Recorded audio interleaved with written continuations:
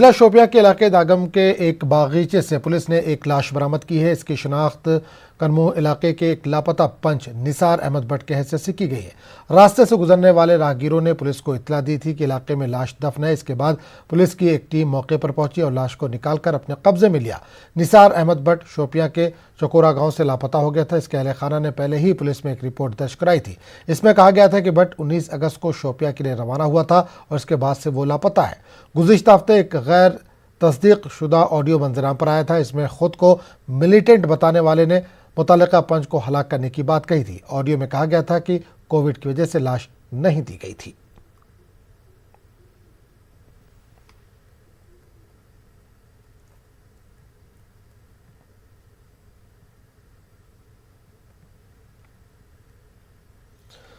जिला पुलवामा में चंद रोज से हो रही बारिश ने काफी तबाही मचाई है। बारिश के सबब नदी नालों में पानी की सतह बढ़ जाने से जिले में गुज़िश्ता शाम से कई निचले इलाकों में सैलाबी सूरत हाल पैदा हो गई है।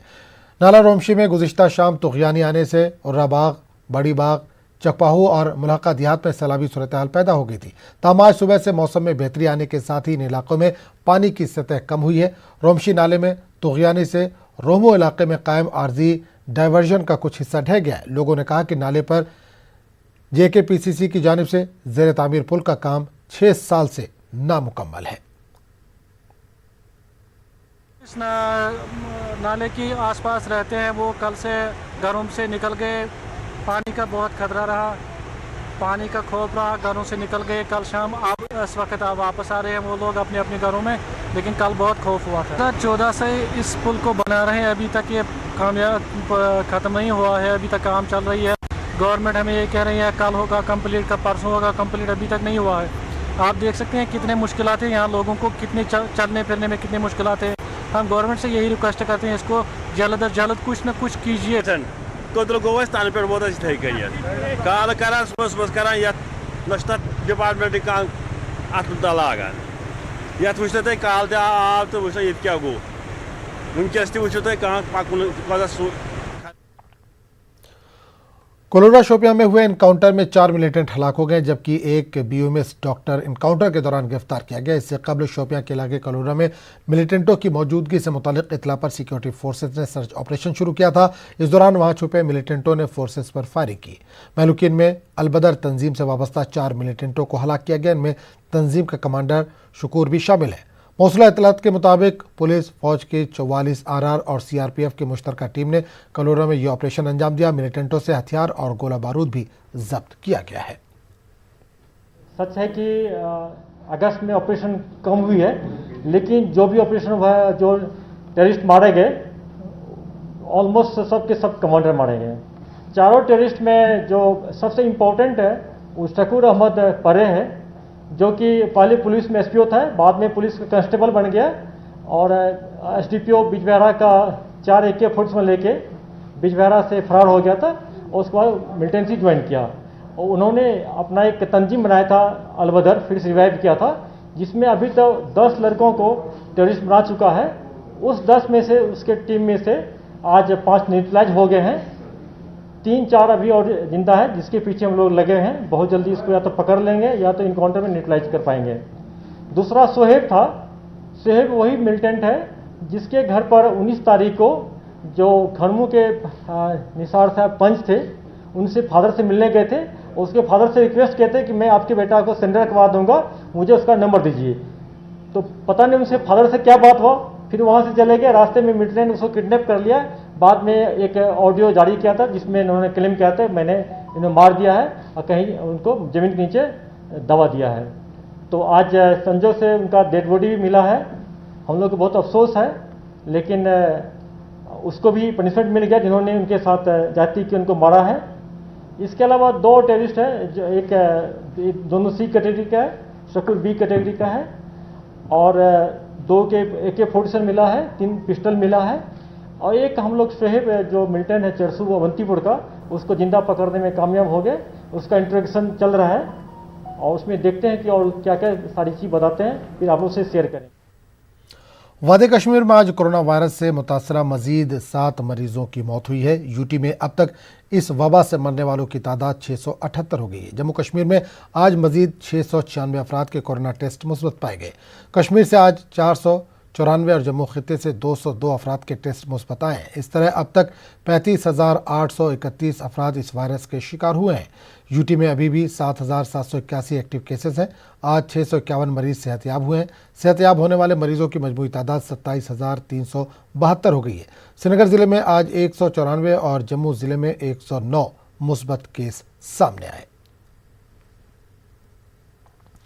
वहीं नीति आयोग के member doctor Vinod Kumar Pal, director national centre बराए अमराज कंट्रोल नई दिल्ली और डॉक्टर एस.के. सिंह ने आज जम्मू कश्मीर के लेफ्टिनेंट गवर्नर मनोज सिन्हा से इनकी रिहाइशगाह पर मुलाकात की। इस मुलाकात के दौरान कोविड-19 का मुकाबला करने के मुतअद्दिद इक़दामात पर तबादला ख्याल किया गया। मरकज से ताल्लुक़ रखने वाले दोनों मेंबरों की टीम ने कोविड कंट्रोल की कोशिशों पर यूटी इंतजामिया की तारीफ की। इजलास में चीफ सेक्रेटरी और प्रिंसिपल सेक्रेटरी सेहत ने भी शिरकत की।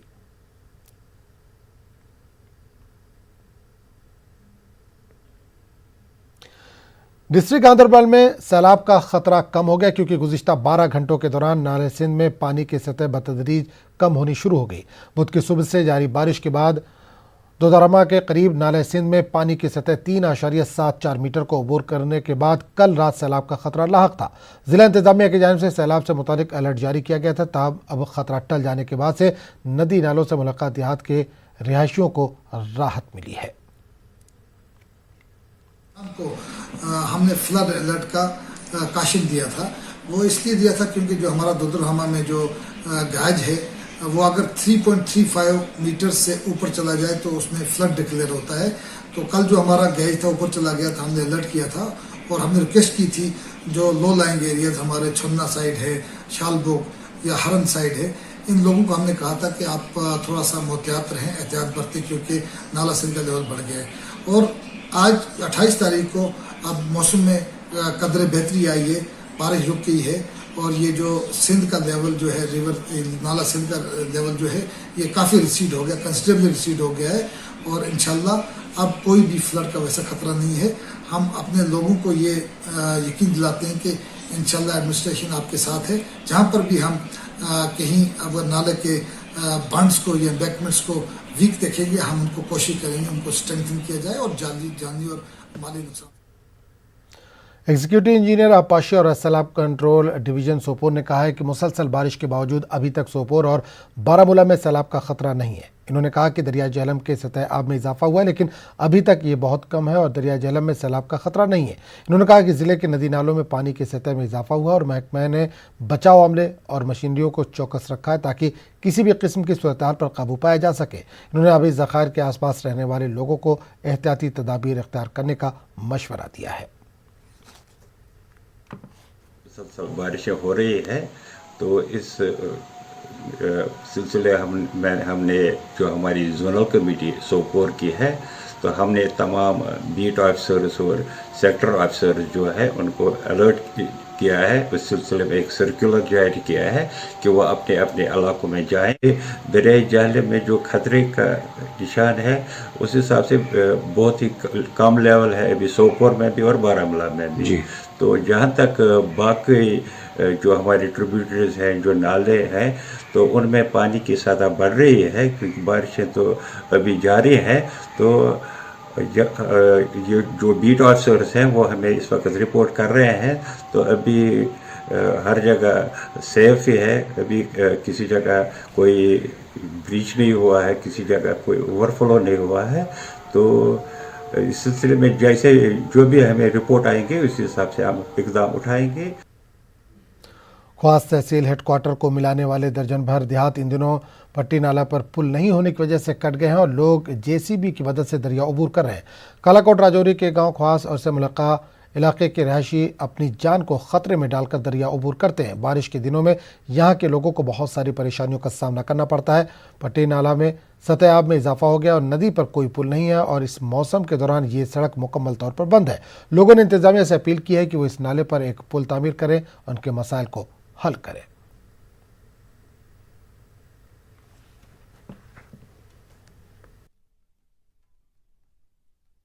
पट्टी नाला है, आपने उसकी कंडीशन भी देखी है, क्योंकि हमारे लोग का जो JCB के ऊपर चढ़ के उन्हें नाला क्रॉस किया है।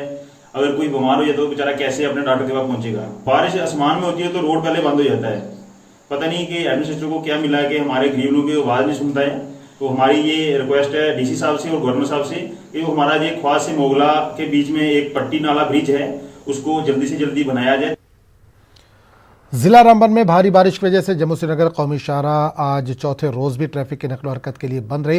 रामबन बानेहाल सेक्टर में कई मकामात पर मिट्टी के तोदे गिरने और भारी चट्टानें खिसकने से शाहराह पर ट्रैफिक की नकलो हरकत मुतासिर रही। तामीराती कंपनी की जानिब से कई मकामात पर शाहराह की बहाली का काम किया गया।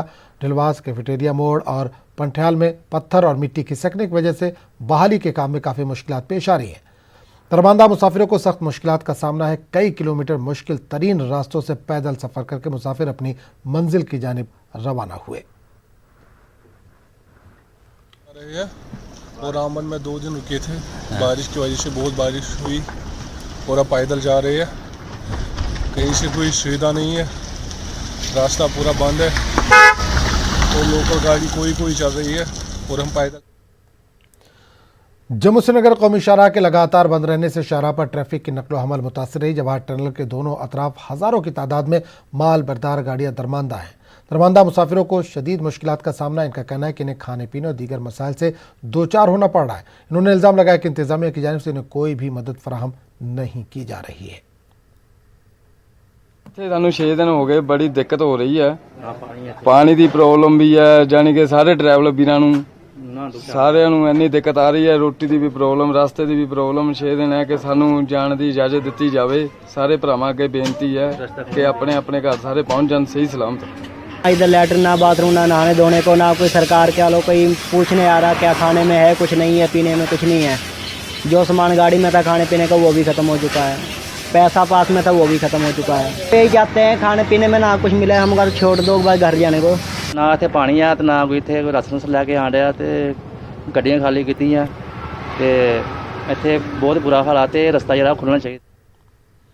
8 मुहर्रम के पेश नज़र श्रीनगर शहर के कुछ इलाकों में सख्त पाबंदियां आयद कर दी गई हैं। लाल चौक में पाबंदियां आयद कर दी गई हैं और इससे मुत्तसिल इलाकों में बड़ी तादाद में सिक्योरिटी फोर्सेस तैनात कर दी गई ताकि सुबह के जुलूस निकालने की किसी भी कोशिश को नाकाम बनाया जा सके। वाज़ेह है कि बडगाम जैसे शिया अक्सरियत वाले बेशतर इलाकों में कर्फ्यू पहले ही नाफिज कर दिया गया था।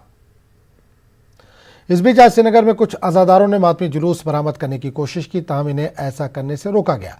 पुलिस ने उन सगवारों को मुंतशिर करने और हिरासत में लेने के लिए ताकत का इस्तेमाल किया जो फायर सर्विस बटामालू से लाल चौक तक मातमी जुलूस निकालने की कोशिश कर रहे थे। इस दौरान मुतअद्दिद अज़ादारों को एहतियाती तौर पर हिरासत में लेकर करीबी पुलिस स्टेशन मुंतकिल किया गया। बडगाम के पलार और खानपुरा इलाकों से 8 मुहर्रम की मुनासिबत से मुहर्रम के जुलूस निकाले गए। सैकड़ों सोगवारों ने करबला के शुहदा को खराज अक़ीदत पेश किया। इस मौके पर सोगवारों ने कोविड-19 से मुताल्लिक जारी SOPs पर अमल भी किया। इसके बाद जुलूस का अख्तिताम मरकजी इमाम बाड़ा बडगाम पर हुआ। बडगाम के मागाम में आज 8वीं मुहर्रम की मुनासिबत से अलम शरीफ बरामद हुआ। यह अलम शरीफ अलमदारपुरा मागाम से बरामद हुआ और मागाम मार्केट से होते हुए पुरअमन तरीके से इमाम बारगाह यागीपुरा में इख्तिताम पजीर हुआ। काफ़ी तादाद में इस जुलूस में अज़ादारों ने शिरकत की। अज़ादारों ने नोहाख्वानी करके शुहदाए करबला को खराज अक़ीदत पेश किया। कुपवाड़ा जिले के मनून अवोरा में दौरान शब आतिश ज़दगी की एक वारदात में 2 मंजिला शॉपिंग कॉम्प्लेक्स जलकर खाकस्तर हो गया। इसमें 14 दुकानें आग की नज़र हुई। इस वारदात में करोड़ों रुपए का नुकसान हुआ। अगरचे दौरान शब आग पर काबू पाने के लिए फायर सर्विस अमला पहुंच गया, लेकिन तब तक काफ़ी देर हो चुकी थी। लोगों ने इंतजामिया पर इल्ज़ाम आयद करते हुए कहा कि इलाके की तरफ जाने वाली सड़क राब्ता इंतहाई खस्ता है और इसकी जानिब तवज्जो नहीं दी जा रही है। लोगों ने कहा कि इलाके में फायर एंड इमरजेंसी सर्विसेज का इंतजाम भी नहीं है। मुतासरीन ने मुआवजे की मांग की है। जब यहाँ पहुँचे तो यहाँ हमारे पास पानी अवेलेबल नहीं था। फायर सर्विस त्रेगाम से आनी है। जब फायर सर्विस वहाँ से यहाँ पहुँची तब तक तो सब कुछ हो चुका था। जब नाले का पानी हमने इधर पहुँचाया तभी 1 घंटा गुजर चुका था। ये आधी दुकान ख़त्म हो चुकी थी। तो अब बात यह है, मैं इस्तदा करता हूँ आपकी वसादत से कि आवरा एक बहुत बड़ा इलाका है और फार फ्लाइंग इलाका है। यहाँ पानी न होने के बराबर है। पिछले साल भी हमारी आवरा मेन आवरा में एक बहुत बड़ी शॉपिंग लाइन जल ली तो उन बेचारों की हंसता हाली हुई। हमारे 7 दुकानें नीचे की स्टोरी में, 7 दुकानें के ऊपर की स्टोरी में है सर। हमारा रोज़गार यही था सर, हमारे बच्चों का रोज़गार यही था, जबकि हमारे इसके बिना कोई हमारा विषय नहीं, हम पटरी पर आ गए सर, हमारे कोई खाने के लिए भी नहीं बचा सर। हम रिक्वेस्ट करते हैं सर, हमारी पूरी मदद की जाए सर। यही हमारी इंश्योरेंस वगैरह था आप लोगों को? नहीं सर। गुजर बस की गुजर पहाड़ी हम रहने वाले, लेकिन सबको लोन है, कोई नहीं है कि जिसको लोन नहीं है, दुकान का लोन निकाल कर अपना रोज़गार, बच्चों का रोज़गार, मदद होनी चाहिए। हाँ, मदद गवर्नमेंट मदद करनी चाहिए। मनु भलीसा में आतिशज़दगी के एक वाक़े में 3 दुकानें, एक रिहायशी मकान आग की लपेट में आए। इसके नतीजे में लाखों रुपए मालियत के इमलाक को नुकसान पहुंचा। वाक़े के बाद पुलिस और मुकामी अफराद आग पर काबू पाने में कामयाब हुए, लेकिन दुकानें और इमारतें नहीं बचा सके। लोगों के मुताबिक सबका ताल्लुक बहुत ही गरीब ख़ानदान से है। इन्होंने इंतज़ामिया पर जोर दिया है कि मज़कूरा ख़ानदानों को मुआवजा दिया जाए। यहाँ रात के 11:30 बजे अचानक आग लगने से 3 दुकानें जलकर राख होगी, और मैं पहले इन लोगों को मुबारकबाद पेश करता हूँ कि इन्होंने फायर ब्रिगेड का काम किया कि इतने लोग जमा हो गए कि पूरा गांव इस आग की जद में आ रहा था, तो इन लोगों ने वो बचाया है। खबरों का सिलसिला जारी रहेगा, लेकिन एक छोटे से वक्फे के बाद।